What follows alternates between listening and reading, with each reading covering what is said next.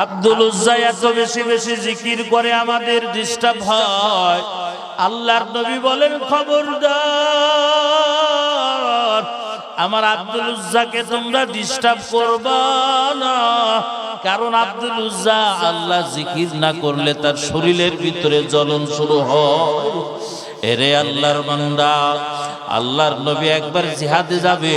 এই জিহাদে যাওয়ার সময় আব্দুল্লাহ আল্লাহর নবীরে বলে, নবীজি আপনি আমার জন্য একটু দোয়া করে দেন, আমি যেন এই জিহাদে যাই, আমি যেন শাহাদাতের শরাব যেন পান করতে পারি।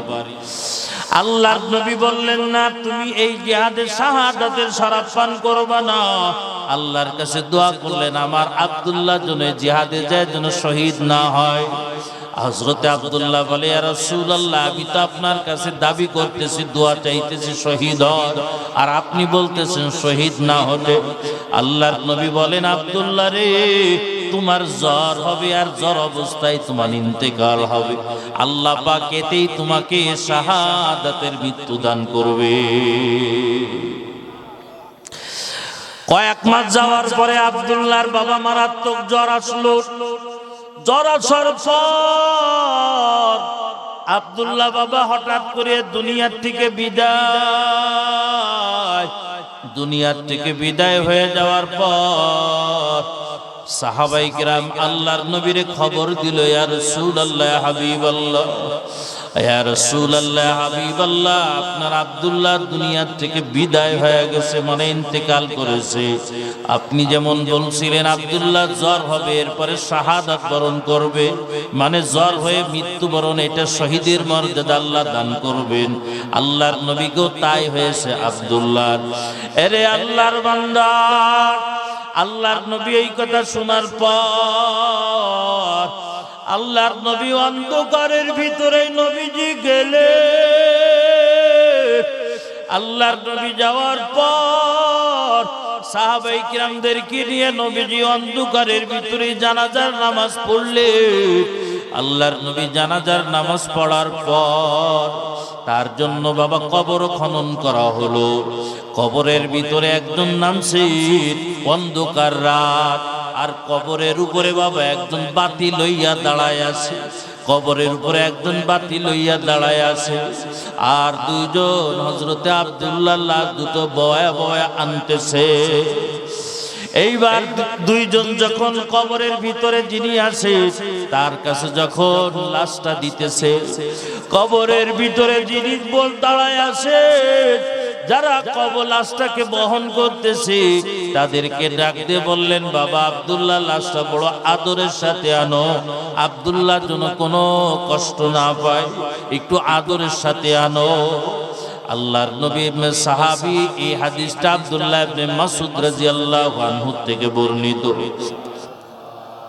আল্লাহ আল্লাহ क्या मुबारक नाम है, अल्लाह अल्लाह क्या मुबारक नाम है, अल्लाह अल्लाह मुमिनों का काम है, ला इलाहा इल्लल्लाह, ला इलाहा इल्लल्लाह, ला इलाहा इल्लल्लाह।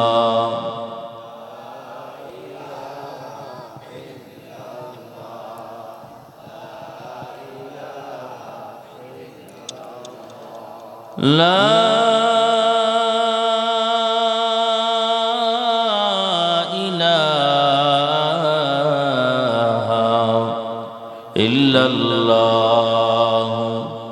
মুহাম্মাদুর রাসূলুল্লাহ। জবানটা খুলে সকলেই বলি সাল্লাল্লাহু আলাইহি ওয়াসাল্লাম। সুবহানাকা লা ইলমা লানা ইল্লা মা 'আল্লামতানা ইন্নাকা আনতাল আলীমুল হাকীম। رب اشرح لي صدري ويسر لي أمري واحلل عقدة من لساني يفقه قولي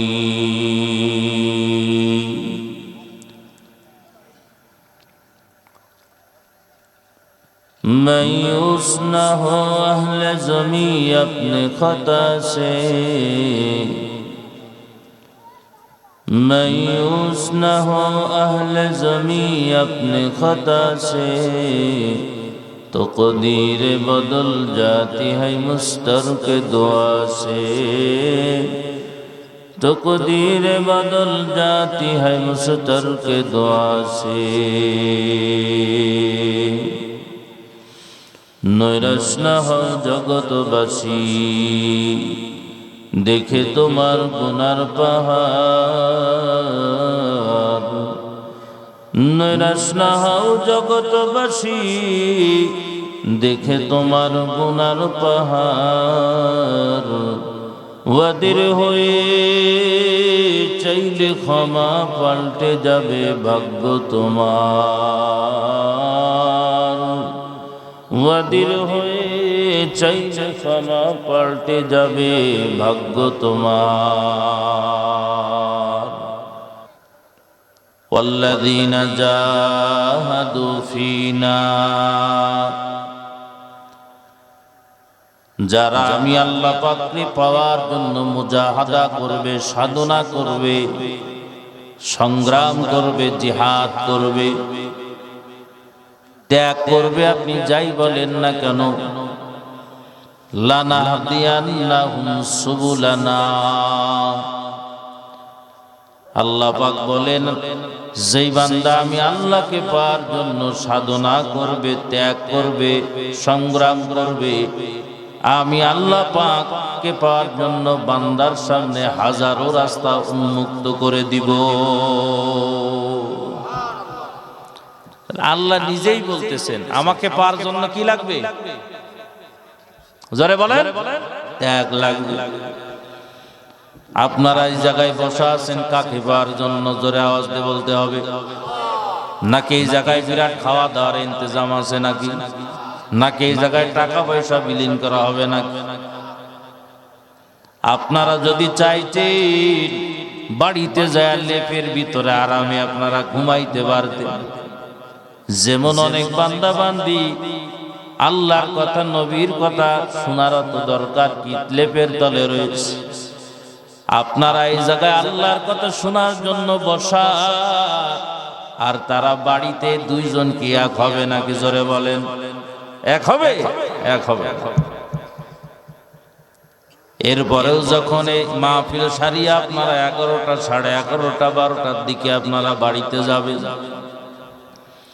বাড়িতে যাওয়ার পরে এবার ফজরের আজান হয়ে গেল। মুয়াজ্জিন সাহেব বলে সালাতু খায়রুম মিনান নাওম।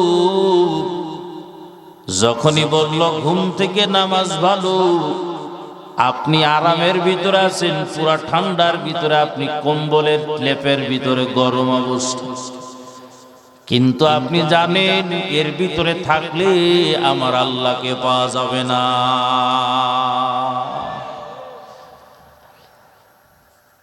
বান্দা আপনি এবার লেপটা ঠান্ডার ভিতর থেকে সরায়, এবার আপনি ঠান্ডা পানি আপনার সামনে, গরম করারও বন্দোবস্ত নাই, কি দরকার এত কষ্ট করা? চিন্তা করতেছেন নামাজের সময় হয়ে যায়, এর থেকে আরো উপরে যারা হুজুর তো বলেই দিল তাহাজ্জুদ যারা পড়ে, ঠান্ডা পানি দ্বারা উযু করিয়া মেশাক করিয়া থরথর করে কাঁপতেছে, কি দরকার? ওদিকে বাবা ফজরের নামাজে রক্ত হয়ে গেছে, বান্দা এখনো তার সে চাদরটা পায় না, দেখতেছে ফজরের জামাতে রক্ত, চাদর লাগবে না, আগে আমার জামাতে আমার আল্লাহকে পাওয়ার দরকার। ঠিক কি না? জোরে কর। ও দৌড়ায়, ও পরে দেখবেন একটু ঠান্ডা লাগলে কি হবে, জামাত শেষ হয়ে যাইতেছে। আল্লাহকে পাইতে গেলে মুজাহাদা করতে হবে। ঠিক না? এরে বলে এই যে আপনি দাঁড়িয়ে রাখছেন, কি দরকার? জোয়ান বয়সে দাঁড়িয়ে রাখলাম, মানুষ বুড়ো কয়, চাচা কয়, ভ্যানে উঠলে চাচা কয় ডাকে, অথচ বিয়ে করি নাই। গাড়িতে উঠলে চাচা কয় ডাকে, এখনো বিয়ে করি নাই। কিন্তু বাবা, মানুষ এত গালি দেয়, মানুষ এত টিটকেরি করে, দাড়িটা কামাইতে পারে না। কারণ কি? আল্লাহরে পাওয়া লাগবে। ঠিক কিনা জোরে বলে?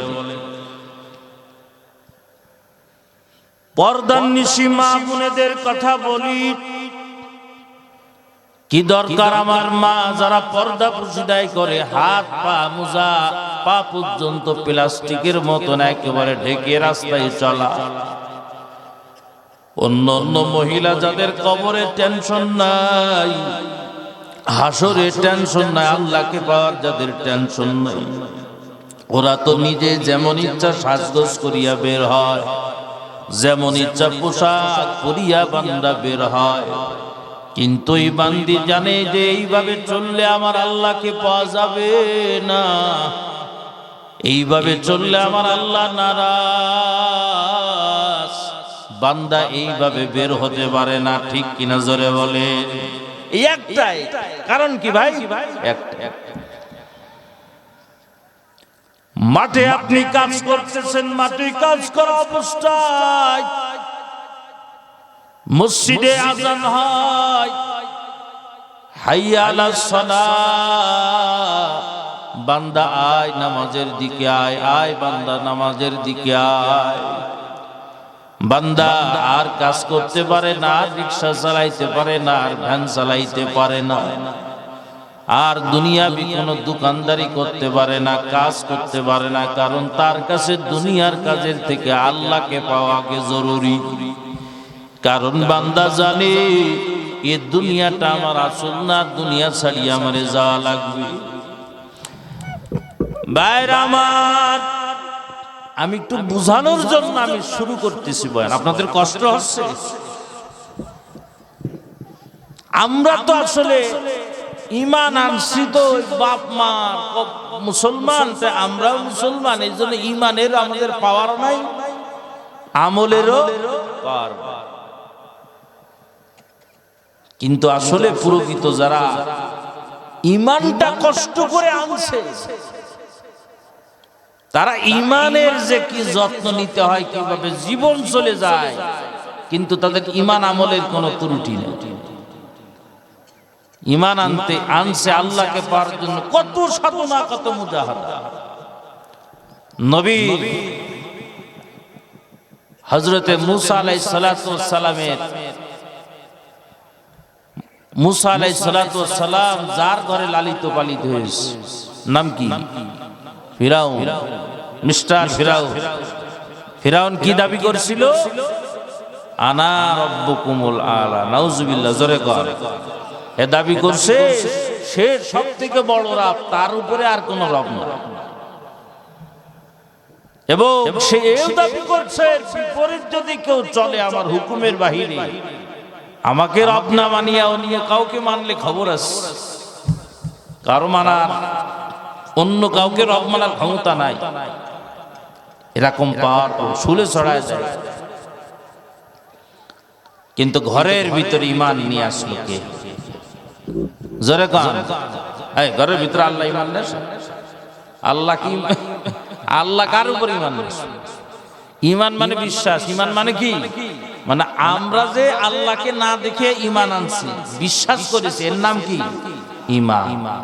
আমরা যে আল্লাহকে না দেখে বিশ্বাস করেছি, কবর বিশ্বাস করেছি, হাসর বিশ্বাস করেছি, জান্নাত জাহান্নাম বিশ্বাস করেছি, হিসাব নিকাশ বিশ্বাস করেছি, এর নাম কি বলা হয়?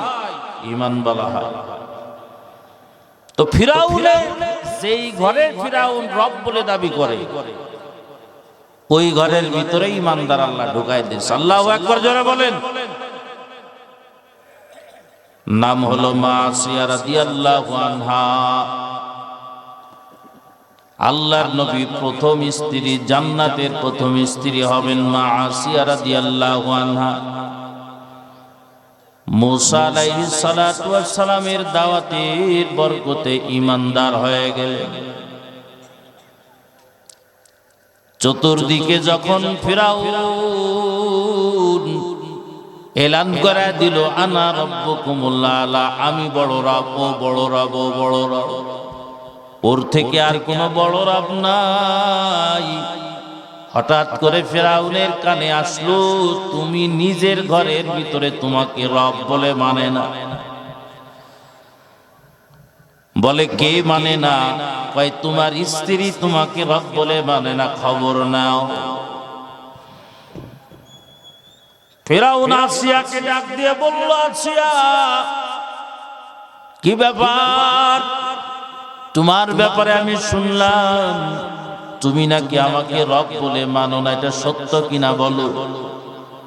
যারা বাবা ইমানদার কখনো মিথ্যার আশ্রয় নেয় না, তারা পরিষ্কার আল্লাহর ব্যাপারে কারোর সাথে আপোষ নাই, নবীর ব্যাপারে কারোর সাথে আপোষ নাই। যদি আমি ইমানদার, আমার সন্তান যদি আল্লাহর বিরুদ্ধে চলে যায়, আমি আমার সন্তানের বিরুদ্ধে চলিয়া যাব। কথা বলেন ঠিক কিনা, জোরে বলেন। আমার সন্তান যদি আমার নবীর বিরুদ্ধে স্লোগান দেয়, তাহলে আমার ঘরের তলোয়ারটা আমার সন্তানের গর্দান বরাবর পড়বে। ইমানদাররা বাবা আল্লাহ আল্লাহর রাসূলকে নিয়ে কোনো আপত্তি নাই, কোনো আপোষ নাই। মা আসিয়া রাদিয়াল্লাহু তাআলা আনহার অবস্থাও তাই। মা আসিয়া রাদিয়াল্লাহু তাআলা আনহা পরিষ্কারভাবে বলে দিলেন, তুমি আমার স্বামী হতে পারো, তুমি কখনো রব হতে পারো না। কারণ আমার যেমন দৈহিক চাহিদা, তোমারও দৈহিক চাহিদা। আমার যেমন দৈহিক চাহিদা খাবার লাগবে, তোমারও খাবার লাগে। আমার যেমন দৈহিক চাহিদা ঘুমানো লাগবে, তোমারও ঘুমানো লাগবে। আমার যেমন দৈহিক চাহিদা পানি পান করা লাগবে, তোমারও পানি পান করা লাগে। ঠিক কিনা জোরে বলেন। তোমার আমার ভিতরে কোনো ব্যবধান আমি পাই না। তাহলে তুমি কেমন রব? তুমি আমার ভিতরে কোনো ব্যবধান নাই, সুতরাং ভণ্ডামি বাদ দাও। তুমি বরং ওই আল্লাহ যিনি আমার রব, আল্লাহ আমার রবকে জোরে কন, আরো জোরে আওয়াজ দিয়ে বলেন কে? আল্লাহর নামটা জবান খুলে বলেন না, কে আমাদের রব? জোরে বলেন আল্লাহ। আল্লাহ হলো আমাদের রব। কুল হুয়াল্লাহু আহাদ, হে নবী আপনি বলে দেন আল্লাহ পাক হলো এক, আল্লাহুস সামাদের প্রয়োজন হবে। যদি কাফেররা যদি আপনাকে যদি ডান পাশ দিয়ে যদি আক্রমণ করে, আমার সন্তানকে আপনি ডান পাশে ঢাল হিসেবে ব্যবহার করবেন। আপনার দিকে যদি কাফেররা বাম দিকে আক্রমণ করে, আমার সন্তানকে আপনি বাম দিকে ঢাল হিসেবে ব্যবহার করবেন। আপনার দিকে সামনের দিক দিয়ে যদি তীর মারে অথবা তলোয়ার আঘাত করে, ওগো মায়ার নবী, আমার সন্তানকে আপনি সামনের দিক দিয়ে আপনি ব্যবহার করবেন। আমার সন্তান টুকরা টুকরা হয়ে যাক, কিন্তু আমার মদিনা ওয়ালার শরীরে যেন একটা টুকাও যেন না লাগে। আমার মতন এরকম হাজারো সন্তান আপনার জন্য উৎসর্গ যদি হয়, আমার কোনো আফসোস থাকবে না। ওয়াল্লাযীনা আমানু আসাদ্দু হুব্বান লিল্লাহ। এ বাবা, যাদের ভিতরে যখন নবীর মহব্বত চলে আসে, ওদের দুনিয়ার কোনো সম্মান ওদের বাবা আল্লাহর নবীর আদর্শ থেকে বিরত রাখতে পারে না। পারে নিজরে কর। এই মাদ্রাসার মুআতামিম সাহেবকে যদি বলা হয়, এরে মুআতামিম সাহেব আপনারে 5 লাখ টাকা দিব, ওই নবীর আদর্শ দাড়িটা সাজতে হবে, পারবে? জোরে কর, পারবে? এই কোটি টাকা দিলে পারবে? কি লাভ তার দাড়ি রাখিয়া কোনো তার লাভ নাই। লাভ একটাই, মদিনা বলার আদর্শ। যদি মুআতামিম সাহেবকে বলি, মুআতামিম সাহেব আপনাকে 20 লক্ষ টাকা দিব, আজ থেকে জুব্বা পরতে পারবেন না, আজ থেকে মাথায় টুপি দিতে পারবেন না, জীবনেও তো এটা সম্ভব হবে না। যদি এলাকায় কোনো মারা যদি খাস পর্দায় সারা জীবন যদি চলে রে বাবা, ওই মাদেরকে যদি আপনি বলেন আপনাকে 5 লক্ষ টাকা দিব, আজকের থেকে আপনি পর্দা করতে পারবেন না, পারবে? জোরে গান। বেপর্দায় চলতে পারবে? জোরে গান, পারবে? পারবে না। কারণ হলো তারা দুনিয়ার লোভ না, লালসা না, সম্মান না, ইজ্জত না, তাদের দিলের ভিতরে একমাত্র কার মহব্বত? জোরে কর, আর জোরে বলেন কার মহব্বত? আল্লাহ পাকের মহব্বত। এই জন্য নবী আরবীর কাছে হযরত ওমর এসে বলে ইয়া রাসূলুল্লাহ ইন্নী উহিব্বুকা ইয়া রাসূলুল্লাহ। হযরত ওমর নবীজির কাছে আসে বলে ইয়া রাসূলুল্লাহ আমি আপনাকে বড় মহব্বত করি। আল্লাহর নবী বললেন অবশ্যই, তবে ইয়া শুনিয়া নাও ওমর, তুমি কি তোমার নিজের নফস থেকে নিজের থেকে আমি নবীকে বেশি মহব্বত করো কিনা বলো। ওমর বাবা চুপ হয়ে গেলে, তাদের ভিতরও যা ছিল বাহিরেও তাই ছিল। আমাদের ভিতর একরকম, বাহির কিন্তু আর একরকম। ওমর চিন্তা ভাবনা করলেন, বললেন এখনো তো আমার নবীর প্রতি ওই পরিমাণ আমার নিজের থেকে নবীর প্রতি ভালোবাসা বেশি আসে নাই। বলেন না রাসূলুল্লাহ এখনো আইসা পারে নাই। আল্লাহর নবী বললেন ওমর, তাহলে তুমি এখনো পাক্কা মুসলমান হতে পারো নাই। এবার ওমর রাদিয়াল্লাহু আবার নবীরে বললেন হুজুর, এখন আমি আমি ওমর থেকে আমি আপনাকে বেশি মহব্বত করি। তখন আল্লাহর নবী বললেন ক্বালান নাবিয়্যু সাল্লাল্লাহু আলাইহি ওয়া আলিহি ওয়া সাল্লাম, আল্লাহর নবী বলেন লা ইউমিনু আহাদুকুম হাত্তা আকুনা আহাব্বা ইলাইহি মিন ওয়ালিদিহি ওয়া ওয়ালাদিহি ওয়ান নাসি আজমাইন।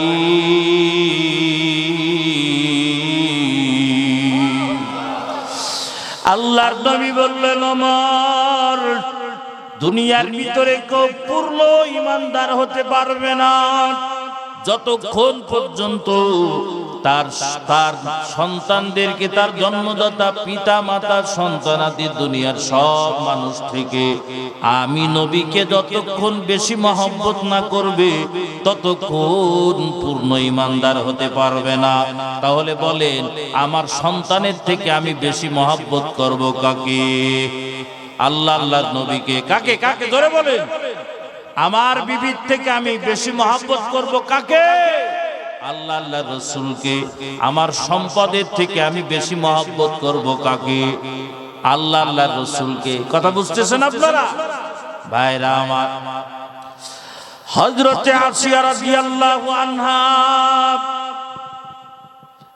আল্লাহ মহব্বত তার সিনার ভিতরে চলে আসছে।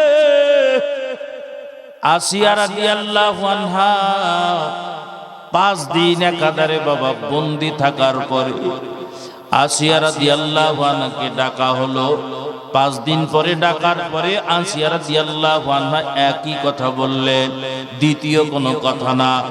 বলল ফিরাউন, তুমি আমাকে না খাওয়ায়া যদি মারিয়াও ফেলো তোমাকে আমি রব বলে মানব না। কারণ এই সিনার ভিতরে দিলের ভিতরে একজন এই জায়গা দেশে, তিনি হলো আমার আল্লাহ। আগে তো ঘরের ভিতরে অপমান, আর এখন বড় মজলিসে অপমান। সুবহানাল্লাহ জোরে কর। ফিরাউন খেপে গেছে, আরো খেপে যে বলে আরো 10 দিন রাত কোনো খাওয়া দাওয়া কিচ্ছু হবে না, সব বন্ধ। কাকলাসের মতন হয়ে গেছে। এবার আসিয়া মনে হয় বুঝবে, কিন্তু বাবা 10 দিন পরে আবার ডাকা হল। সব মন্ত্রী পরিষদ সবাই যখন উপস্থিত, মরাল্লাহান হয়ে যায়, মারাত্মক অসুস্থ রে বাবা। বিছানা নাই, খাবার দাবার নাই। এ আল্লাহর বান্দারা, যেই মানুষটা রেশমের পোশাক পরিধান করিয়া থাকতো, কত রকম খানার আয়োজন, ঘুমের আয়োজন, বিছানার আয়োজন, কাপড় চোপড়ের আয়োজন রে বাবা, কত তার খাদেমা। আজকে বাবা আল্লাহকে আল্লাহ মেনে নেওয়ার কারণে আজকে তার এত কষ্ট ভোগ করতে হইতেছে। ফিরাউন ডাক দিয়ে বলল, আসিয়া তুমি কি আমাকে রব মানছো? কয়েক কথাই না, আমার রব হলো আমার আল্লাহ। এরে আল্লাহর বান্দা এই কথা বলার সাথে সাথে ফিরাউন এবার বলল, এরে কে আছো? আসিয়াকে এত পিটাও, চাবুকের সাথে সাথে আসিয়ার পিঠের চামড়া যেন উঠিয়া যায়। আসিয়া রাদিয়াল্লাহু আনহা যেই শরীরের উপরে জীবনে একটা ফুলের টুকাও পড়ে না, আজকে বাবা আল্লাহকে আল্লাহ বলে মানে নেওয়ার কারণে আজকে পিঠের চামড়া পর্যন্ত উঠিয়া যায়। এত পরিমাণ পিটানো হলো আসিয়া রাদিয়াল্লাহু আনহাকে। এরে আল্লাহর বান্দা তার পাক রক্তে ফিরাউনের রাজ্য পুরো লাল হয়ে গেল। তারপর হযরতে আসিয়ার জবান আল্লাহ রব্বি আল্লাহ, আসিয়ার জবানে এক কথা, আমার রব আল্লাহ, আমার রব ফিরাউন না, আমারে খাওয়ায় আল্লাহ, আমারে পড়ায় আল্লাহ, আমার সৃষ্টিকারী আল্লাহ। এইভাবে হযরতে আসিয়া বলতে লাগলো। এবার যখন ফিরাউন আর সহ্য করতে পারে না, এবার মন্ত্রীদের সহ প্রজাদের আদেশ করলো, আসিয়াকে সবার সামনে আমি শুলে চড়াইব, সব মানুষকে আমি দেখাইব আমার ঘরের স্ত্রীও যদি আমাকে প্রভু হিসেবে না মানিয়া নাই, আমি তাকে কি পরিমাণ শাস্তি দিতে পারি। এইভাবে মানুষকে দেখানোর জন্য ফিরাউন আয়োজন করলো। আসিয়াকে বাবা কাঠের সাথে এই দুটো পবিত্র হাত পেরেক মারা হলো। আসিয়া রাদিয়াল্লাহু আনহাকে বাবা ডান হাতটা পেরেক মারা হলো, বাম হাতটা পেরেক মারা হলো, পা দুটো বাবা কাঠের সাথে পেরেক মারা হলো। আসিয়া রাদিয়াল্লাহু আনহাকে এখন পিছনের রাস্তা দিয়া একটা লাঠি ঢুকাইয়া মাথা দিয়ে বের করিয়া দিল। এত যন্ত্রণা কেন রে বাবা? আল্লাহকে আল্লাহ মানার কারণে যখন আদেশ হলো সুরে চড়ানো, আসিয়া রাদিয়াল্লাহু আনহা আল্লাহকে ডাক দিয়া বলল, রব্বি ইবনিলি ইনদাকা বাইতান ফিল জান্নাহ ওয়া নাজ্জিনি মিন ফিরআউনা ওয়া আমালিহি ওয়া নাজ্জিনি মিনাল কওমিল যালিমিন।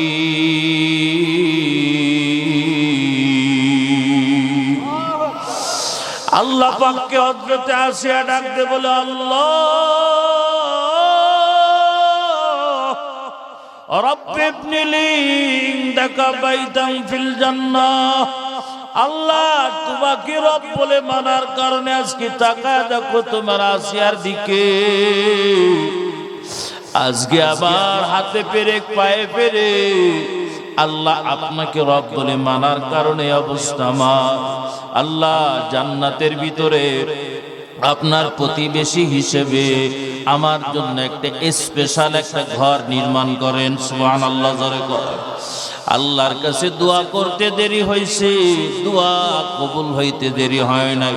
আল্লাহ কোন বলি আল্লাহর কুদরতি মনের মতন ঘর একটা বানায়া ফেললো।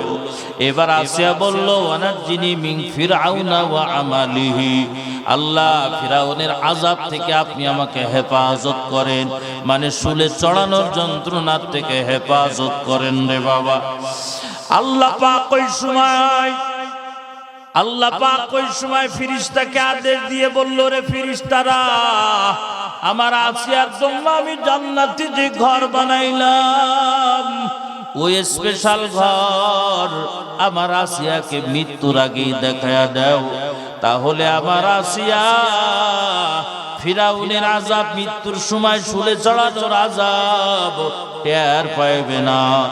হযরতে ফেরেশতারা সবাই মিলিয়া আসিয়া রাদিয়াল্লাহু আনহার জন্য যে স্পেশাল কামরা আল্লাহ নিজ কুদরতি হাতে বানাইলো, ওইটা যখন দেখায়া দিল, আর হাসতে হাসতে হাসতে হাসতে আল্লাহ আল্লাহ বলিয়া হযরতে আসিয়া আল্লাহ পাকের মেহমান হয়ে গেল।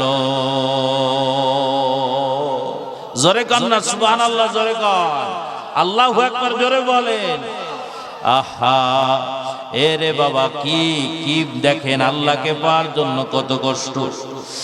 এরে যুবক, আজকে যদি তুমি নামাজ পড়ো, কেউ তোমাকে বাবা বাধা দেয় না, কষ্ট দেয় না, মারেও না, এ পর্দার নিশি মারা।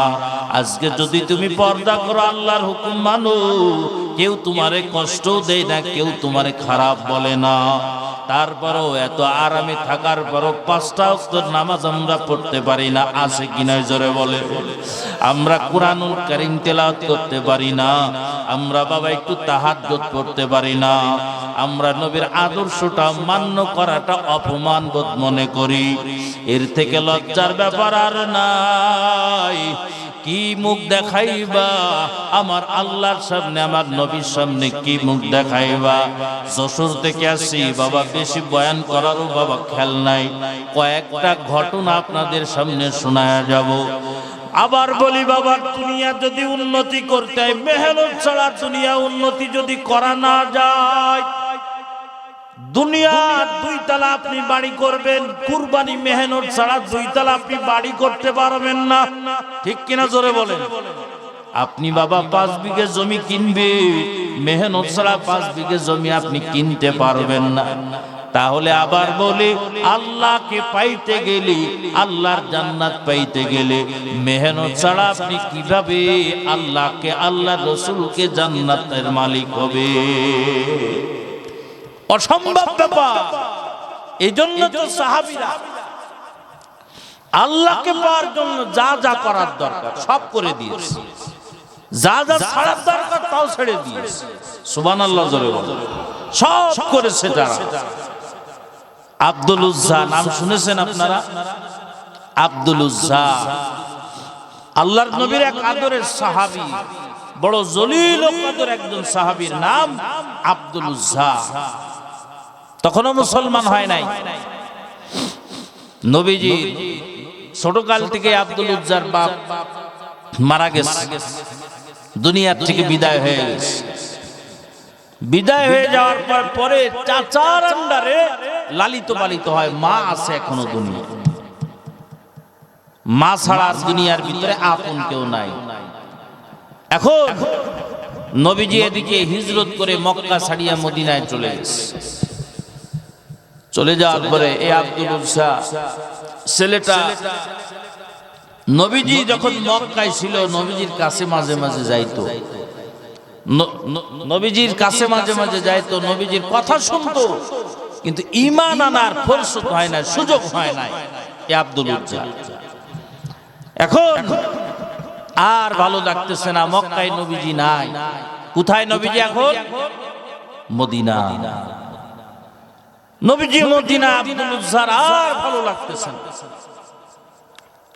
এখন চিন্তা করতেছে যে মক্কা ছেড়ে আমিও মদিনায় চলে যাই, ঈমান আনবো। সুবহানাল্লাহ, জোরে বলেন। কারণ যে একবার মায়ার নজরে আমার নবীর দিকে তাকাইছে, আমার নবীকে ছাড়া থাকতে পারবে না সে। দেখেন না, যে একবার মদিনায় যায় বারবার যাইতে মনে চায়, ঠিক কিনা জোরে বলেন। এই কে কে গেছেন মক্কা মদিনায়? কে কে গেছেন এখানে? কেউ জাননি? ই খুদা, একজনও জান। আল্লাহ আমাদের সবাইকে যার তৌফিক দান করেন। আব্দুল উজ্জা তার চাচাকে ডাক দিয়ে বলল, চাচা, যেই মুহাম্মদ মক্কা ছাড়িয়া মদিনায় চলে গিয়েছে, ও চাচা, ওই মুহাম্মদ সম্পর্কে আপনার কি ধারণা, আপনি একটু বলবেন? চাচা আসলে জানে তারা যে মূর্তি পূজা করে, এই মূর্তি পূজা মিথ্যা, এটা চাচা জানে। মুহাম্মদ যে আল্লাহ পাকের দিকে ডাক দেয়, দাওয়াত দেয়, এটাই হলো সত্য, এটাও চাচা জানে, কিন্তু ঘেড়মির কারণে ঈমান আনে না। চাচা ডাক দিয়ে বলল, ভাতিজা, মুহাম্মদ যে আল্লাহর দিকে আমাদের ডাকে এটা সত্য, তবে বাপ দাদাদের ধর্ম ছাড়া যায় না। ভাতিজা তখন ডাক দিয়ে বললেন, চাচা আপনি যে সত্যকে সত্য চিনেছেন, চিনার পরও না আনাটা না মানাটা এটা ভুল। কিন্তু বলে, ভাতিজা বুঝাইতে আসিও না, আমাকে তোমারে বুঝাইতে আসতে হবে না, তুমি তোমার জায়গায় থাকো। ভাতিজা তখন চাচাকে ডাক দিয়ে বলেন, চাচা আমি চাইতেছি, আমি সত্য ধর্মটা কবুল করতে চাইতেছি, তার মানে হলো আমি হলো মুসলমান হতে চাইতেছি। এই কথা বলার সাথে সাথে আব্দুল উজ্জার চাচা পুরো রাগিয়া গেল, তেলে বেগুনে জ্বলিয়া উঠল। তখন বলতেছে, ভাতিজা এর পরিণতি তোমার কি হতে পারে তুমি কি জানো?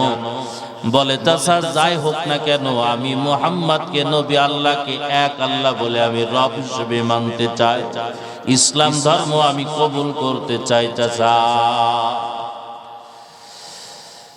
এই কথা বলার সাথে সাথে বলতেছে, তাহলে আমার যত সম্পদ তুমি ভোগ করো, ও ভাতিজা সব সম্পদগুলো ফিরাই দেওয়া লাগবে। ভাতিজা বলতেছে, চাচা কোনো সমস্যা নাই, সব সম্পদগুলো আপনারে ফেরত দিয়ে দিলাম। তার মানে ওই যে বাপের যে সম্পদ রেখে যাওয়া, ওটা চাচা এখনো দখলে রাখছে, ভাতিজার দখলে দেয়নি। তারপরও এখন আল্লাহ কি, আল্লাহ মানার কারণে, ইসলাম ধর্ম গ্রহণ করার কারণে চাচা ফেরত চায়। ঠিক আছে চাচা, আমি ইসলাম নিয়ে থাকলাম, আপনার সম্পদ নিয়ে আপনি খুশি থাকেন, আপত্তি নাই। ভাতিজা দেখতেছে কোন রকম লাইনই আসতেছে না, এবার বলে, ভাতিজা তোমার যত ভরণ পোষণ আছে সব ভরণ পোষণ আমি বন্ধ করে দিব। কয় তা বন্ধ করে দেন, ঝামেলা নাই। এবার বলল, ভাতিজা যেই পোশাকটা তুমি পরা আসো, ওই পোশাকটা আমার টাকায় কিনা যদি ইসলাম ধর্ম গ্রহণ করতে চাও, তাহলে ওই পোশাকটা এক্ষুনি আমার সামনে খুলিয়া দিতে হবে, এক্ষুনি খুলিয়া দিতে হবে, অন্যথায় কিন্তু আমি মানবো না। চাচার বড় দাবি। তখন আব্দুল উজ্জা আল্লাহর দিকে তাকায়া বলে, দয়ার মালিক আল্লাহ, আপনাকে বার জন্য আজকে নিজের পরনের পোশাকটাও খুলে দিতে হয়। আব্দুল উজ্জার দেরি করে নাই বাবা, এই নিজের পরনের পোশাকটাও, লুঙ্গিটাও, ইজারটাও খুলিয়া দিল। এই অবস্থায় আব্দুল উজ্জা তার মার কাছে লজ্জা স্থান ঢাকিয়া গেল। মা বলতেছে, বাবা তোর এই অবস্থা কেন? তখন বলে যে, মাগো আল্লাহর নবীর মুহাম্মদুর রাসূলুল্লাহর ইসলাম গ্রহণ করার কারণে আমার চাচা আমার পরনের পোশাকটা খুলিয়া নিছে। ও মা, আমি আর এই বাড়িতে থাকতে চাই না। ও মা, আপনি আমাকে একটু কোনো পরনের কোনো কিছু থাকলে আপনি আমাকে দেন। তখন মা বলতেছে, বাবা আমার এই কম্বলটা, এটা আমার টাকায় কিনা, তোর চাচার টাকায় এই কম্বল কিনা না। এই কম্বলটার অর্ধেক করিয়া বলে, বাবা এইটা তুই নিজের ইজার একটু লুঙ্গি বানার, অর্ধেক করিয়া তুই কাপড় বানা গায়ে দে। মা এটা দিল বাবা, দেওয়ার সাথে নিজের লজ্জা স্থান ঢাকলো, আর অর্ধেক কম্বল নিজের গায়ে দিল। মা কয়েকটু পানি এবং কয়েকটা খেজুর দিয়ে দিল। মার কাছ থেকে বিদায় নিয়ে মদিনার আল্লাহর পয়গম্বরের দিকে রওনা হয়ে গেল আব্দুল উজ্জা। বাবা কয়েকদিন চলার পরে আব্দুল উজ্জার পানিও শেষ, আবার খেজুরও শেষ। ক্ষুধার্ত অবস্থায় একেবারে মাথায় আর শরীরের ভিতরে বালি আর বালি। এই অবস্থায় আব্দুল উজ্জা চলিয়া গেল মদিনায়, আল্লাহর নবীর কাছে চলিয়া গেল। আল্লাহর নবীর কাছে যা কিন্তু সাক্ষাৎ নাই। হযরতে আব্দুল উজ্জা মসজিদে নববীর একটা কোনায় একটা বিড়ালের মতন ঘুমায় আছে। মায়ার নবী যখন মসজিদের ভিতরে যখন আসলো, আল্লাহর নবী তাকায় দেখলো মসজিদের কোনায় কে যেন গোটমোটো হয়ে শুয়ে আছে। আল্লাহর নবী আব্দুল উজ্জার কাছে গেল, নবীজি আব্দুল উজ্জার মাথায় হাত দিল, কিন্তু তার তো চিনা যায় না, অবস্থা খারাপ। আব্দুল উজ্জা মাথাটা উঁচু করিয়া চোখের পানি ছাড়িয়ে দিয়ে আমার নবীকে সালাম দিল, আমার নবীও সালাম দিল। আল্লাহর নবী বললেন, বাবা তুমি কে? বলে, ওগো দয়ার নবী গো, আপনি কি আমাকে চিনতেছেন না? আল্লাহর নবী বলেন, বাবা আসলে আমি তোমারে চিনতে পারি নাই। বলে আল্লাহর নবী, আমি অমুকের সন্তান, আমি আব্দুল উজ্জা। আল্লাহর নবী বলেন, কিরে আব্দুল উজ্জা, তোমারে তো চিনাই যাইতেছে না, তোমার শরীরের অবস্থা এই কেন, তোমার পোশাকের অবস্থা এই কেন, তোমার শরীর গায়ে এত ধুলাবালি কেন? তখন আল্লাহর নবীর কাছে সব ঘটনা খুলিয়া বলিয়া দিল। আল্লাহর নবীরে বলল, ওর দয়ার নবীজি, আমার চাচার কাছে আমি যখন ইসলামের কথা বললাম, আমার চাচা আমার সম্পদগুলো নিয়ে নিল, আমার ভরণ পোষণ বন্ধ করে দিল। এমনকি আমার চাচা আমাকে বলল, ভাতিজা, যদি মুহাম্মাদের ধর্ম যদি গ্রহণ করো তাহলে লুঙ্গিটা পর্যন্ত খুলে দেওয়া লাগবে। আল্লাহর নবী গো, আমি ইসলামের কথা শুনিয়া আপনার মহাব্বতে, আল্লাহর মহাব্বতে আমার লুঙ্গিটা পর্যন্ত আমি খুলিয়া দিয়া আমি ইসলাম আমার বুকে আমি ধারণ করেছি। আল্লাহর নবী গো, আমার মা আমাকে তার একটা কম্বলটা 2 টুকরা করিয়া দিয়েছে। আল্লাহর নবী এই কথা শুনিয়া বাবা চোখের পানি আল্লাহর নবী রাখতে পারলেন না। এরে আল্লাহর বান্দা, তারা কত কষ্ট করিয়া মুজাহাদা করিয়া, তারা বাবা কত সাধনা করিয়া দেখো ইসলাম গ্রহণ করেছে। তারা বাবা নিজের জান ত্যাগ করেছে, মাল ত্যাগ করেছে, সংসার ত্যাগ করেছে, সম্পদ গুলো ত্যাগ করেছে। এরে বাবা, তারপরেও তারা ইসলাম ছাড়ে নাই, আল্লাহর নবীর আদর্শ তারা ছাড়ে নাই। আর আজকে আমাদের বাবা আল্লাহর নবীর আদর্শ নিয়ে বাঁচতে আমাদের লজ্জা বোধ হয়। আল্লাহর নবী দ্রুত বললেন, আল্লাহর নবী সাহাবীদেরকে বললেন, সাহাবীরা রে, তোরা দ্রুত আয়, আমার আব্দুল উজ্জাকে খাবার দাবারের গোসলের কাপড়ের ব্যবস্থা কর। সাহাবায়ে কিরাম দ্রুত আব্দুল উজ্জার খাবার দাবার গোসলের কাপড়ের ব্যবস্থা করা হলো। আল্লাহর নবীর হাতে নতুন করে আব্দুল উজ্জা কালেমা পড়ে মুসলমান হলো। আল্লাহর নবী বলল, ও আব্দুল উজ্জা, আজকে তোমার নাম আব্দুল উজ্জা না। উজ্জা মানে একটা মূর্তি, উজ্জাকে একটা মূর্তির নাম। আর আব মানে গোলাম, আব মানে কি? গোলাম। তাহলে মূর্তির গোলাম। জোরে কান, নাউজুবিল্লাহ, জোরে কান। আমরা কার গোলাম? আরো জোরে বলেন। আব্দুল্লাহ, তার মানে কার গোলাম? আল্লাহর গোলাম। বুঝে আসছে না? আমরা মুসলমান কি মূর্তির গোলাম হতে পারি? মূর্তির গোলাম তো হতে পারি না। ইসলাম গ্রহণের করার পরে একমাত্র গোলাম আল্লাহ। তো আল্লাহর নবী বললেন, আব্দুল উজ্জা, আজকে থেকে তোমার নাম হলো আব্দুল্লাহ। তার মানে আগে ছিল মূর্তির গোলাম, এখন হলো আল্লাহ পাকের গোলাম। বাইরে আমার খেয়াল করেন রে বাবা, এই আব্দুল উজ্জা মসজিদে নববীর ভিতরে একটু জোরে জোরে আল্লাহ পাকে ইশকের জিকির করত। দেখবেন চরমনার ময়দানের ভিতরে সামনে কিছু পাগলরা বসে, তো আশেকরা বসে, তোদের জিকির বাবা এত ওদের জ্বালা ধরায় দিয়ে দিলকে। জিকির যদি ওরা না করতে পারে বাবা, সহ্য তারা করতে পারে না। আব্দুল উজ্জা আল্লাহর এত আশিক, আব্দুল উজ্জা জিকির না করলে বাবা শরীরের ভিতরে তার জ্বালা ধরিয়া যাইত। সাহাবীরা আল্লাহর নবীর কাছে বলে, ওগো রাসূলুল্লাহ, গো হাবিবাল্লাহ, আব্দুল উজ্জা এত বেশি বেশি জিকির করে, আমাদের ডিস্টার্ব হয়। আল্লাহর নবী বলেন, খবরদার, আমার আব্দুল উজ্জাকে তোমরা ডিস্টার্ব করবা না, কারণ আব্দুল উজ্জা আল্লাহ জিকির না করলে তার শরীরের ভিতরে জ্বলন শুরু হয়। এরে আল্লাহর বান্দা, আল্লাহর নবী একবার জিহাদে যাবে। এই জিহাদে যাওয়ার সময় আব্দুল্লাহ আল্লাহর নবীরে বলে, নবীজি আপনি আমার জন্য একটু দোয়া করে দেন, আমি যেন এই জিহাদে যাই, আমি যেন শাহাদাতের শরাব যেন পান করতে পারি। আল্লাহর নবী বললেন, না, তুমি এই জিহাদে শাহাদাতের শরাব পান করবা না। আল্লাহর কাছে দোয়া করলেন, আমার আব্দুল্লাহ যেন জিহাদে যায়, যেন শহীদ না হয়। হযরতে আব্দুল্লাহ বলে, ইয়া রাসূলুল্লাহ, আমি তো আপনার কাছে দাবি করতেছি, দোয়া চাইতেছি শহীদ হন, আর আপনি বলতেছেন শহীদ না হতে। আল্লাহর নবী বলেন, আব্দুল্লাহ রে, তোমার জ্বর হবে, আর জ্বর অবস্থায় তোমার ইন্তেকাল হবে।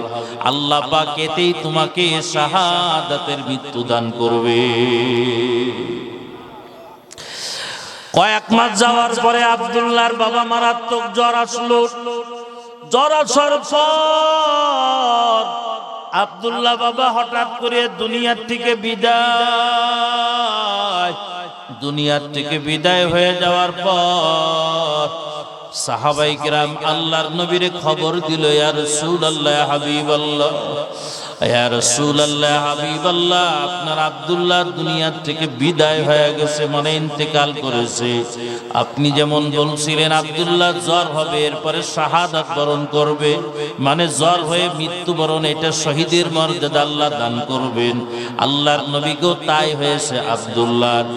এরে আল্লাহর বান্দা, আল্লাহর নবী এই কথা শোনার পর আল্লাহর নবী অন্ধকারের ভিতরে নবীজি গেলে, আল্লাহর নবী যাওয়ার পর সাহাবায়ে কিরামদেরকে নিয়ে নবীজি অন্ধকারের ভিতরে জানাজার নামাজ পড়লে। আল্লাহর নবী জানাজার নামাজ পড়ার পর তার জন্য বাবা কবর খনন করা হলো। কবরের ভিতরে একজন নামছে, অন্ধকার রাত, আর কবরের উপরে বাবা একজন বাতি লইয়া দাঁড়ায় আছে। কবরের উপরে একজন বাতি লইয়া দাঁড়ায় আছে, আর দুইজন হযরতে আব্দুল্লাহ লাশ দুটো বয়া বয়া আনতেছে। এইবার দুইজন যখন কবরের ভিতরে যিনি আছে তার কাছে যখন লাশটা দিতেছে, কবরের ভিতরে যিনি দাঁড়ায় আছে, যারা কবর লাশটাকে বহন করতেছে তাদেরকে ডাক দিয়ে বললেন, বাবা আব্দুল্লাহ লাশটা বড় আদরের সাথে আনো, আব্দুল্লাহ যেন কোনো কষ্ট না পায়, একটু আদরের সাথে আনো। আল্লাহর নবী সাহাবী এই হাদিসটা আব্দুল্লাহ ইবনে মাসউদ রাদিয়াল্লাহু আনহু থেকে বর্ণিত। আব্দুল্লাহ ইবনে মাসউদ রাদিয়াল্লাহু আনহু বলেন, যিনি বাবা কবরের উপরে বাতি লইয়া দাঁড়ায় আছে তিনি আর কেউ না, তিনি হলো আমি আব্দুল্লাহ। আর যে দুইজন মানুষ আব্দুল্লাহর লাশ বহন করিয়া কবরে আনতেছে, ওনারা দুইজন আর কেউ না, তিনারা তাদের একজন হলো আবু বকর, আর দ্বিতীয় জনের নাম হযরতে ওমর। আর কবরের ভিতরে যিনি নামছে তিনি আর কেউ না রে বাবা, সরকারি দোয়ালো জনাবে মুহাম্মদুর রাসূলুল্লাহ। জবান খুলে বলেন সাল্লাল্লাহু আলাইহি ওয়াসাল্লাম। আল্লাহর নবী সাধারণত বাবা কবরের ভিতরে আল্লাহর নবী নামতেন না। আল্লাহর নবী উপর থেকে দোয়া পড়ায়া আল্লাহর নবী মাটি দেওয়ার জন্য আদেশ করতেন, কিন্তু আল্লাহর নবী আব্দুল্লাহর কবরের ভিতরে নিজেই নামলেন। কবরের ভিতরে নামিয়া আল্লাহর নবী আব্দুল্লাহর কবরের ভিতরে নামিয়া আল্লাহর নবী তার জিহ্বা মুবারক থেকে থুতুটা লাগায়া আব্দুল্লাহ জিহ্বার উপরে দিলে, আর শাহাদত আঙ্গুল উপরের দিকে আর চেহারাটা উপরের দিকে দিয়া বললেন, আল্লাহরে ডাক দিয়ে বললেন, ওরে দয়ার মালিক, ওগো দয়ার মালিক, আজকে যাকে কবরে রাখছি তোমার কুদরতি কদমে, এই আমার আব্দুল্লাহ কি তোমার হাতে আমি কুদরতি হাতে দিয়ে গেলাম। ওগো আল্লাহ, আমার আব্দুল্লাহ ইসলাম গ্রহণ করার কারণে তোমাকে পাওয়ার জন্য, আমাকে পাওয়ার জন্য আমার আব্দুল্লাহ তার সম্পদ ছাড়িয়েছে, ভরণ পোষণ ছাড়িয়েছে, এমনকি পরনের লুঙ্গিটাও খুলে দিতে হয়েছে। আল্লাহর নবী ডাক দিয়ে বলে, আল্লাহ,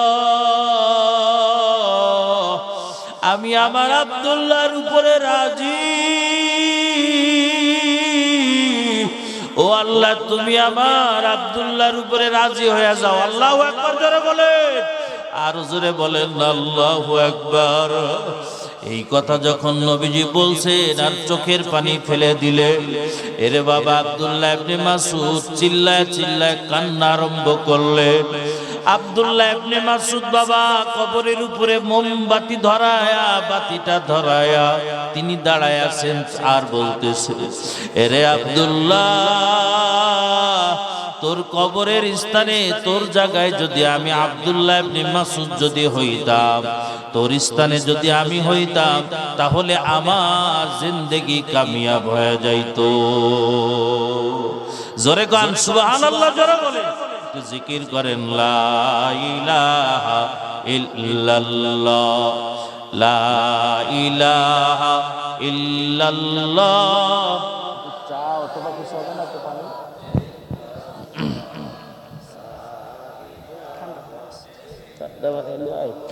আচ্ছা দেন, চা নাই? আচ্ছা দেন তো পানি দেন।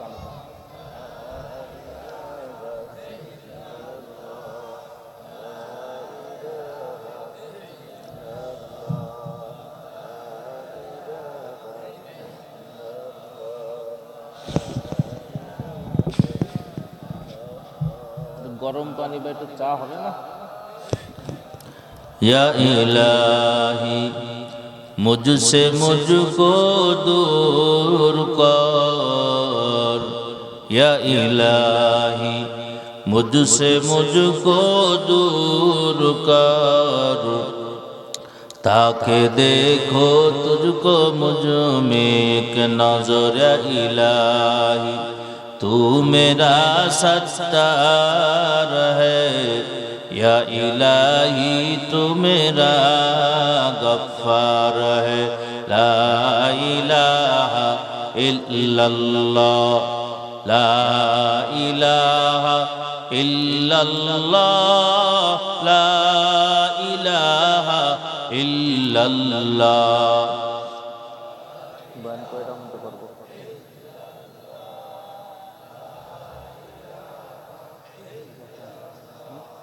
11টার মধ্যে। লা ইলাহা ইল্লাল্লাহ মুহাম্মাদুর রাসূলুল্লাহ। জবান খুলে সবাই বলি সাল্লাল্লাহু আলাইহি ওয়াসাল্লাম। সুতরাং বাবা, এক কথায় আল্লাহকে পাওয়ার জন্য কি করতে হবে? জোরে কোন, ত্যাগ করতে হবে, কষ্ট করতে হবে, সাধনা করতে হবে, মনের বিরুদ্ধে জিহাদ করতে হবে। কথা বলেন ঠিক না বাবা? বাবা আমরাও তো পারতাম, আমাদের তো মনে চায়, আমার কার মনে চায় ঠান্ডার ভিতরে উজু করে মসজিদে যাইতে? কার মনে চায়? কার মনে চায় ঠান্ডার ভিতরে উজু করে তাহাজ্জুদে দাঁড়াইতে? কিন্তু পারে না। কারণ কি? আল্লাহকে পাওয়া না। আবার নাফরমানিও করতে পারি না কেন? কারণ এই দুনিয়ার জিন্দেগি আসল জিন্দেগি না। কষ্ট হবে, নাফরমানির থেকে নিজেকে বেঁচে বাঁচায় রাখা। এজন্য আল্লাযিনা জাহাদু, জিহাদ করতে হবে। জিহাদ কয় প্রকার? দুই প্রকার। জোরে কান, জিহাদ কয় প্রকার? দুই প্রকার। একটা হলো জিহাদে আকবার, আর একটা হলো জিহাদে আসগর। জিহাদে আকবার কি? এই যে মনের বিরুদ্ধে জিহাদ করা। কিসের বিরুদ্ধে? মনের বিরুদ্ধে জিহাদ করা। এটা হলো জিহাদে আকবার। একটা হাদিস দিয়ে আমি শেষ করি। আল্লাহর নবী হাদিসের ভিতরে বলেন, ইন্নাল জান্নাতা হুফফাত বিল মাকারিহি ওয়া হুজিফাতিন নারু বিশ-শাহাওয়াত। মায়ার নবী বলেন যে আল্লাহ পাক জান্নাত বানাইছেন, তবে জান্নাতের চতুর্দিকে জান্নাতের রাস্তায় কষ্টদায়ক জিনিস আল্লাহ তাআলা বিছায়া দিয়েছেন। আর জাহান্নামের রাস্তা একেবারে সরল সোজা আকর্ষক জিনিস দ্বারা জাহান্নামের রাস্তা আল্লাহ তাআলা সাজায়া দিয়েছে। হাদিসটা আমি আপনাদের সামনে পুরা বলি বাবা, খেয়াল করে। আল্লাহ পাক যখন জান্নাত বানাইলেন, জান্নাত বানানোর পরে আল্লাহ পাক জিবরিল আমিন আলাইহিস সালামকে ডাকলেন। জিবরিল আমিন আলাইহিস সালাতু ওয়াস সালাম আসলে আল্লাহ বললেন, জিবরাইল যাও, এই দুনিয়ার মানুষ আমি সৃষ্টি করছি, সৃষ্টি করব, এদের জন্য আমি জান্নাতও বানাইছি জাহান্নামও বানাইছি, দেখে আসো। জিবরিল আমিন আলাইহিস সালাতু ওয়াস সালাম জান্নাত দেখতে গেলে, জান্নাত দেখিয়া জান্নাতের নাজ নিয়ামত দেখিয়া আসিয়া আল্লাহকে বলল, আল্লাহ এমন জান্নাত বানাইছেন, এই জান্নাত ব্যতিরে কি আপনার বান্দা বান্দিরা কেউ জাহান্নামে যাবে না? আল্লাহ পাক এবার বললেন, জিবরাইল আমি তো শুধু এদের জন্য জান্নাত বানাই না, জাহান্নামও বানাইছি, দেখে আসো। জিবরিল আমিন আলাইহিস সালাম জাহান্নাম দেখতে গেলেন বাবা। জাহান্নামের শাস্তিও দেখলেন, ভয়ানক আগুনও দেখলেন। জাহান্নাম এই আগুনটা দুনিয়ার থেকে বাবা 70 গুণ বেশি পাওয়ার, দুনিয়ার আগুনের থেকে 70 গুণ বেশি পাওয়ার। এরে আল্লাহর বান্দা, আল্লাহ যখন জাহান্নাম বানাইলো, আল্লাহ পাক ফেরেশতাদেরকে বলল, ফেরেশতারা রে, এই জাহান্নামকে পাথর দ্বারা 1000 বছর জ্বালাও। বা পাথর দ্বারা জাহান্নামকে 1000 বছর জ্বালানো হলো। এবার আল্লাহ পাকের কাছে আবার ফেরেশতারা আসলো, আল্লাহ পাককে ডাক দিয়ে বলল, দয়ার মালিক, জাহান্নামকে আমরা 1000 বছর জ্বালাইছি। আল্লাহ পাক বললেন, এরে ফেরেশতারা, মানুষদেরকে এই আগুন দ্বারা হবে না, কারণ এই দুনিয়ার মানুষদেরকে আমি আল্লাহ পাক এত নিয়ামত দিলাম, এই গোটা দুনিয়া বাবা তোমার আমার জন্য আল্লাহ পাক সাজাইছে। এত কিছুর ইন্তজাম বাবা এই দুনিয়ার মানুষের জন্য আল্লাহ করেছে, তোমার আমার জন্য আল্লাহ পাক সমুদ্রের ভিতরে বাবা বড় বড় মাছগুলো লালন পালন আল্লাহ নিজ নিজেই করতেছে। বাবা তুই খা, কিন্তু আল্লাহকে বলবি না, আল্লাহর হুকুমের বাহিরে যাবে না, আল্লাহর হুকুম মতন চলবি। এরে বাবা তোমার জন্য বড় বড় নদীতে, তোমাদের এই কুয়াকাটা নদীতে আল্লাহ পাক কত হরেক রকমের ইলিশ মাছ, বিভিন্ন রকম মাছ আল্লাহ লালন করে। তোমাদের নদীতে, তোমাদের পুকুরে আল্লাহ পাক লালন করতেছে। এরে আল্লাহর বান্দা, তোমাদের জন্য আম গাছে আম, কাঁঠাল গাছে কাঁঠাল, লিচু গাছে লিচু, বিভিন্ন রকমের ফলের গাছে আল্লাহ নিজ কুদরতি ভাবে ফলটা ধরায়া, আল্লাহ নিজ কুদরতি ভাবে আল্লাহ পাকায়া তোমার আমার সামনে আল্লাহ দিয়ে দিতেছে। এরে আল্লাহর বান্দারা, একটা গাভী বাবা যখন বাচ্চা প্রসব করে, এ বাবা তুমি জবাই দাও, গাভীর কোথা তুমি বাবা দুধ পাইবা না। কিন্তু যখন বাবা গাভীটার যখন দুধ দহন করবা, 1 কেজি 2 কেজি না 10 কেজি 15 কেজি বাবা গাভীর দুধ আসে কোথার থেকে আসে? কে দেয়? এ জোরে বলেন, কে দেয়? জোরে বলেন। আমার আল্লাহ পাক কুদরতি ভাবে দেয়।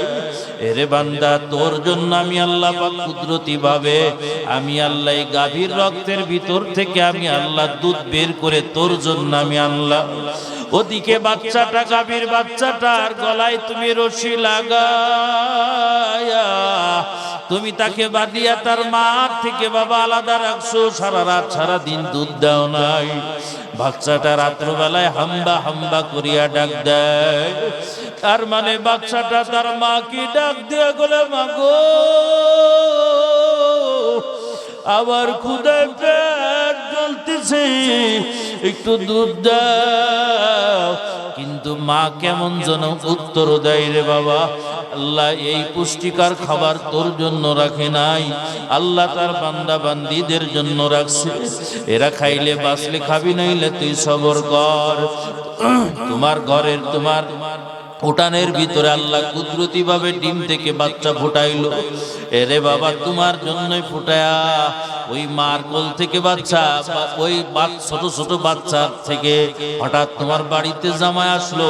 এখনকার তোমার কোনো কিছু কুরাই করার ক্ষমতা নাই, জামার মেহমানদারিও করা লাগবে। ছোট ছোট বাচ্চার থেকে ওই মুরগিটাকে তুমি আলাদা করিয়া জবাই দিলা।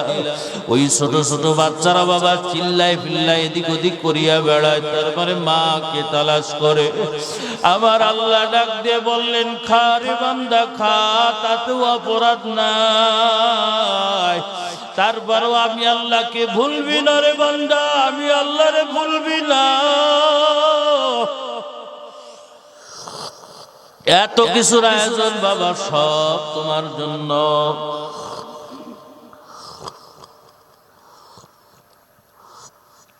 মেরে আল্লাহর বান্দা, এত কিছুর আয়োজন, তুমি একটু তোমার নিজের জিহ্বার দিকে তাকাও। তোমার জিহ্বার থেকে এত বছর তুমি কোথার থেকে কথা বলো রে বাবা? তুমি তোমার চোখের দিকে তাকাও, তোমার চোখটা কত সুন্দর করে আল্লাহ বানাইছে। আল্লাহ মায়ের গর্ভের থেকে বাবা কত মানুষ অন্ধ হইয়া দুনিয়ার ভিতরে আসে, আল্লাহ তোমারে অন্ধ করিয়া বানাই না, একটু খেয়াল করো। এরে বাবা কত মানুষ দুনিয়ার ভিতরে বাবা ল্যাংড়া হইয়া দুনিয়া আসে, কিন্তু আল্লাহ তোমারে ন্যাংড়া করিয়া দুনিয়ায় পাঠায় না। কত মানুষ দুনিয়া আছে বাবা, তারা জবান দ্বারা কথা বলতে পারে না, হাত দ্বারা ধরতে পারে না।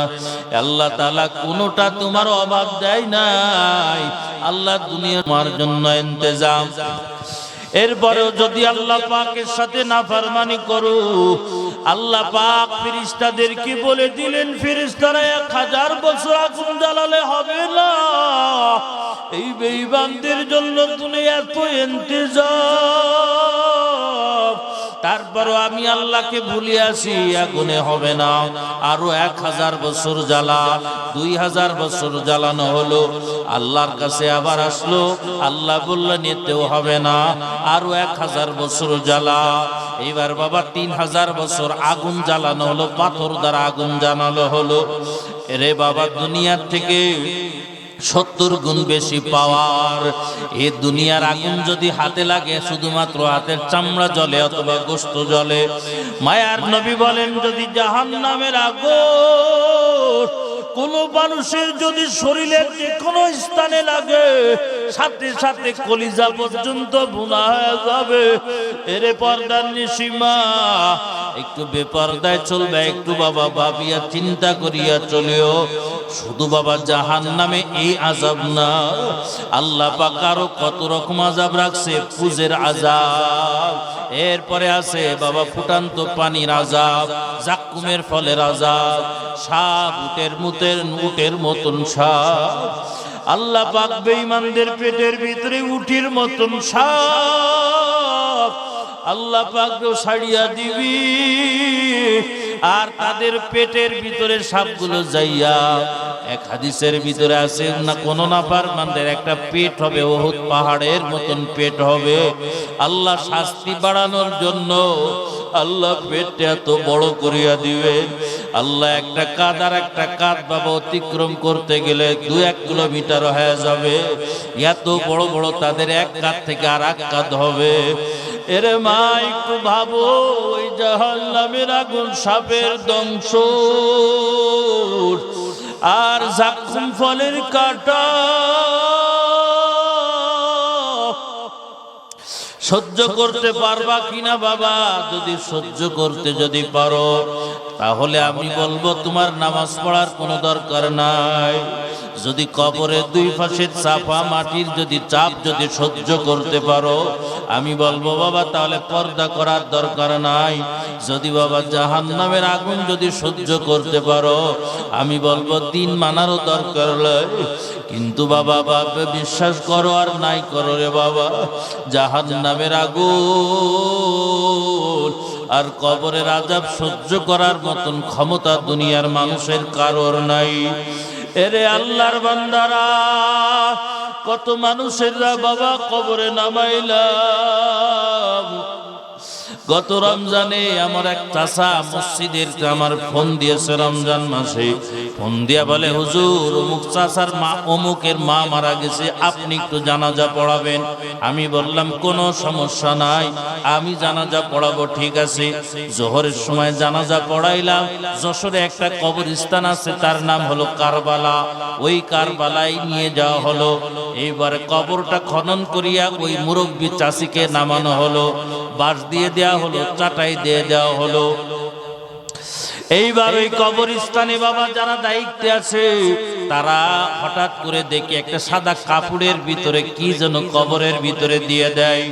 আমি ডাক দিয়ে বললাম বাবা একটু দাঁড়াও, এই কবরের ভিতরে ওর ভিতরে কি দাও, ওটা কি জিনিস? তখন আমাকে ডাক দিয়ে বলে হুজুর এই জায়গায় যখন কবর খনন করলো এর নিচে একটা কবর, ওই কবরের কাফনের কাপড়টা কিছু হয় না। ওই কবরের ভিতরে কিন্তু যে লাশটা ছিল ওই লাশটার মাথা হাড্ডিটা এখনো আছে, পাট আর হাড্ডি এখনো আছে, অঙ্গ প্রত্যঙ্গর হাড্ডিটা এখনো আছে, কিন্তু কাফনের কাপড় এখনো কিছু হয় নাই। ওই হাড্ডিগুলো আমি এক জায়গায় জমা করে রাখছি। এরে আল্লাহর বান্দা, এরে বেনামাজি যুবকেরা, আল্লাহর কবরে কি যাইবে না তাই মনে করছো রে বাবা? এরে বেপরদার নিশিমা, আল্লাহর কবরে কি যাইবে না তাই মনে করছো? আল্লাহু আকবার। আমি এই দৃশ্য দেখিয়া আমি মাসুদ আমিকে নিজে আর কন্ট্রোলে রাখতে পারলাম না। নিজে বাবা চোখের পানি ছাড়িয়ে তেমনি চলে আসলো। আমি চিন্তা করলাম এত বাহাদুরি, এত কিছু রে মাসুদ, একদিন তোর এই কবরের ভিতরে আল্লাহ পাক নিবে। এইভাবে তোর হয়তো কাফনের কাপড় শক্ত থাকবে, তোর একটু হাতের দিকে তাকায় দেখ কত নরম। আল্লাহ তোর জবানের দিকে একটু তাকায় দেখ, একটু টিপিয়া দেখ কত নরম। এই নরম জবান আর অঙ্গ নিয়া আল্লাহর কবরের আযাব সহ্য করতে পারবা কিনা বুঝিয়া শুনিয়া বাবা কবরে যাও। আল্লাহর নবীর একজন আদরের একজন সাহাবীর কথা বলি আমার বয়ানটা নিয়ে দিব। এরে আল্লাহর বান্দার নবীজির একজন সাহাবী হযরতে ওমর রাদিয়াল্লাহু আনহু। এরকম অসংখ্য সাহাবীদের ঘটনা বললে বাবা অনেক লম্বা হয়ে যাবে। আমিরুল মুমিনিন হযরতে ওমর, হযরতে ওমর রাদিয়াল্লাহু তাআলা আনহু খলিফাতুল মুসলিমিন, যার জান্নাত আমার নবীজি নিজেই দেখে আসে। আল্লাহর নবী যাকে দুনিয়ার ভিতরে জান্নাতের দ্বিতীয় নম্বর সার্টিফিকেট দান করেছে। মায়ার নবী যেই ওমরের ব্যাপারে বলে লাউ কানা বাদি নাবিয়ান লাকানা ওমর, আমার পরে যদি কোন নবী আসতো ওমরকে আল্লাহর নবী বানায়া পাঠাইতো। এই ওমর রাদিয়াল্লাহু তাআলা আনহু ইন্তেকালের পর যখন হযরতে ওমর কি যখন গোসল যখন দিতে যাইতেছে, ওমরের শরীরে দেখা যায় চাবুকের দাগ। সবাই জিজ্ঞাসা করতেছে, পরস্পর বলা বলি, যারা গোসল দিতেছে তারা সবাই জিজ্ঞেস করতেছে কি ব্যাপার। ওমরের শরীরে কিছু দাগ, কাঁচা দাগ রয়েছে, চাবুকের কাঁচা দাগ। এই দাগ আবার কিছু দাগ বাবা মুছিয়া গিয়েছে। কি ব্যাপার? ওমরকে আবার কে চাবুক মারলো? ওমরের সামনে তো গোটা দুনিয়ার মানুষের কেউ সামনে মাথা তুলিয়া কথা বলতে পারে না। ওমরের পিঠে কে চাবুক মারলো? সবাই বাবা কৌতূহলের ভিতরে পড়ে গেল, কি ব্যাপার, কি হলো? ওমর রাদিয়াল্লাহু তাআলা আনহুর সন্তান হযরতে আব্দুল্লাহ ইবনে ওমরকে ডাকা হলো। আব্দুল্লাহকে ডাকিয়া জিজ্ঞেস করা হলো, আরে আব্দুল্লাহ, তোমার বাপের এই পিঠে কিসের দাগ দেখা যায়? কিছু দাগ কাঁচা দেখা যায়, কিছু দাগ চাবুকের আবার শুকায় গেছে দেখা যায়, কিসের দাগ?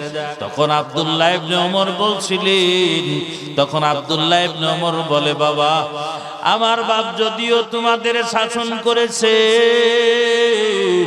কিন্তু যখন আমার আব্বু যখন রাত্রিবেলায় বাড়িতে আসতে, আবার আব্বু নিজের আমল তিনি হিসাব করতে, যদি গতকালকের থেকে যদি কোনো আমল যদি কম হয়ে যাইতো তাহলে গুনাহ না, হে বাবা গুনাহের কথা না, এরে বাবা কোনো কবিরা অথবা সগীরা কোনো গুনার কথা আমি বলতেছি না রে বাবা। হযরত ওমর বাবা নিজের শাস্তি দিত যদি কোনো আমল কম হয়ে যাইতো। গতকালকে 5 পারা কুরআনুল কারীমের তেলাওয়াত করেছে, আজকে হয়ে গেছে ব্যস্ততায় 4.5 পারা। উদাহরণস্বরূপ ওমর নিজের শাস্তি দিয়া বলতো, আল্লাহর আদালতে কি জবাব দিবি? আল্লাহর জাহান্নামের আযাব সহ্য করতে পারবে কিনা? তোর তো দিন দিন তুই ধ্বংস হয়ে যাইতেছিস, তোর আমল কমিয়া যায়।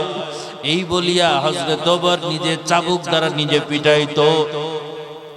এরে আল্লাহর বান্দা, যদি গতকাল থেকে একটু নফল নামাজ যদি কম হয়ে যাইতো, হযরত ওমর নিজের শাস্তি দিয়া বলতো, আল্লাহর ইবাদত কম হয়ে যাইতেছে মানে তোর আমল শেষ হয়ে যাইতেছে। কি জবাব আল্লাহর কাছে দিবি? যদি জিকির কমিয়া যাইতো এইভাবে নিজের শাস্তি দিত।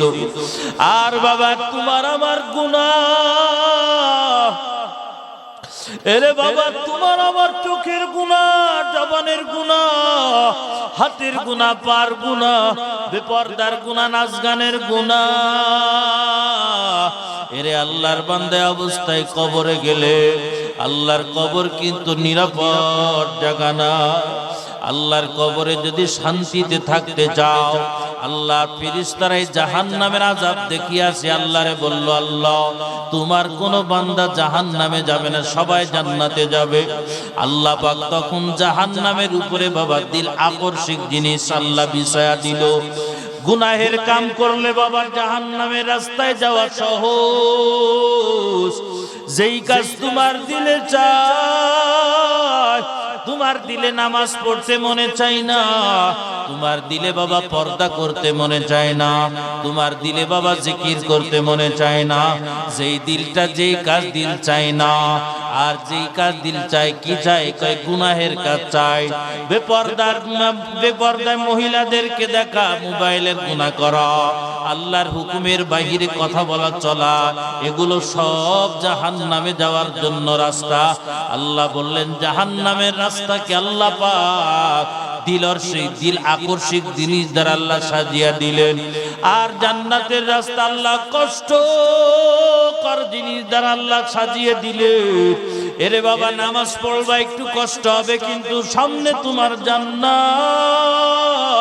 এরে বাবা রোজা রাখবা কষ্ট হবে, সামনে জান্নাত। এরে বাবা দান করবা কষ্ট হবে, কিন্তু সামনে জান্নাত। এরে বাবা পর্দা করবা কষ্ট হবে, কিন্তু তোমার সামনে জান্নাত।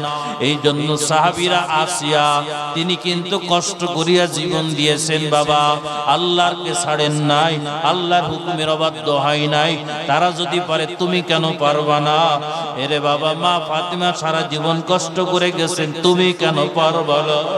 হযরতে খাব্বাব বাবা সারা জীবন বাবা কষ্ট করে গেছেন, পিঠের চামড়াটা পর্যন্ত নাই।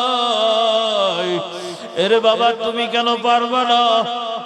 এরে মা খাদিজা রাদিয়াল্লাহু আনহা যদি এত কষ্ট করিয়া যায়, তুমি কেন পারবা না?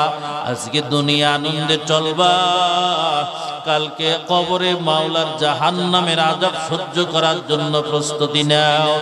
আজকে জমিনের ভিতরে চলবা আনন্দে, কালকে আল্লাহ পাকের আখিরাতে জাহান্নামের শিকলি পড়াইবে। প্রস্তুতি নিয়ে তারপরে কবরে যাও। এ যুবকেরা, আজকে যদি দুনিয়া একটু কষ্ট করিয়া যাও, কষ্ট করিয়া নামাজ পড়ো, দাঁড়িয়ে রাখো বাবা, যদি সুন্নত তরিকায় চলো, আল্লাহ তাআলার কবরে কালকে শান্তিতে থাকতে পারবা।